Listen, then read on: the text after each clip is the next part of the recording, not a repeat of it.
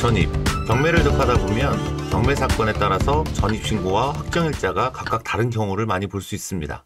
전입은 말 그대로 내가 임차인임을 법으로 규정하는 방법인데요. 전입 날짜에 따라서 선순위냐 후순위냐가 결정되는 거죠. 간혹 보면 확정일자가 전입일자보다 빠른 경우가 있습니다. 하지만 확정일자가 빠르다고 선순위가 되지는 못합니다. 오로지 전입일이 중요한 것이죠. 중요사항으로 전입신고는 전입신고한 다음 날 0시부터 효력이 발생된다는 거 꼭 기억하세요. 간혹 집주인들이 은행으로부터 추가 대출을 받기 위해서 세입자 보고 잠시만 주소를 뺐다가 다시 들어올 것을 요청하는 이런 양아치 같은 경우들이 있는데요. 서류상으로 이사를 갔다가 다시 돌아온 상황이 되는 거라서 권리가 뒤로 밀리는 상황이 발생됩니다. 이런 상황은 정말 나의 권리를 없애는 위험한 상황을 만드는 건데요. 내가 그 집에 살고 있고 주소만 잠시 옮겼다 다시 오는 거라고 중요하게 생각하지 않을 수 있습니다. 하지만 서류상에서는 날짜가 빠지고 그로 인해서 내 권리가 후순위가 돼버리고 이런 상황이 발생되면 안 되겠죠. A의 내용을 보면 전입이 근저당보다 날짜가 늦죠. 그러면 근저당이 말소 기준이 되면서 그 밑에 전입은 소멸이 돼버립니다. 후순위 임차인은 대항력도 없고 소멸되니까 경매인의 입장에선 크게 신경 쓰지 않아도 되는 거죠. 반면 B의 내용에서는 전입이 근저당보다 빠르니까 대항력을 갖춘 임차인이 됩니다.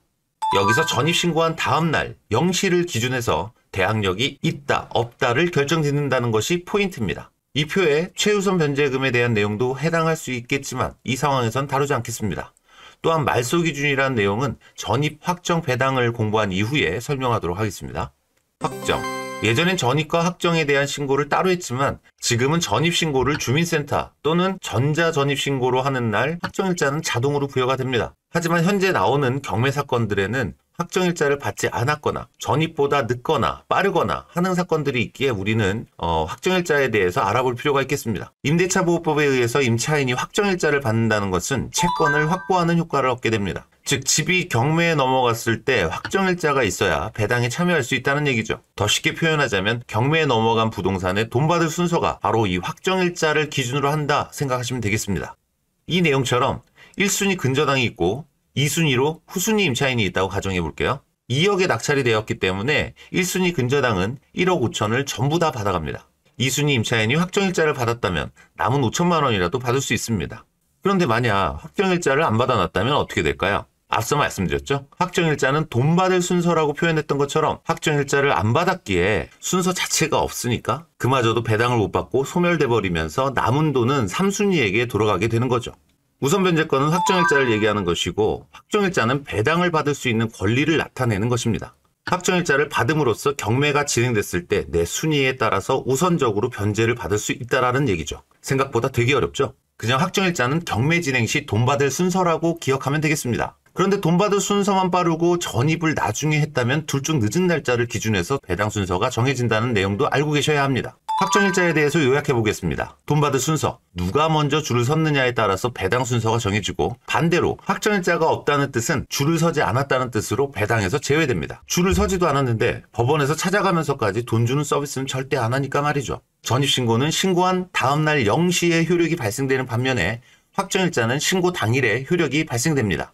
확정일자가 빠르고 전입이 늦을 경우에는 확정일자보다 늦은 전입일 다음날 0시를 기준으로 효력이 발생된다는 점도 숙지해 놓으시면 좋을 것 같습니다.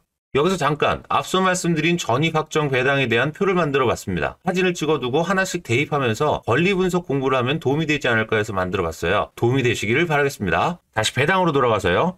배당.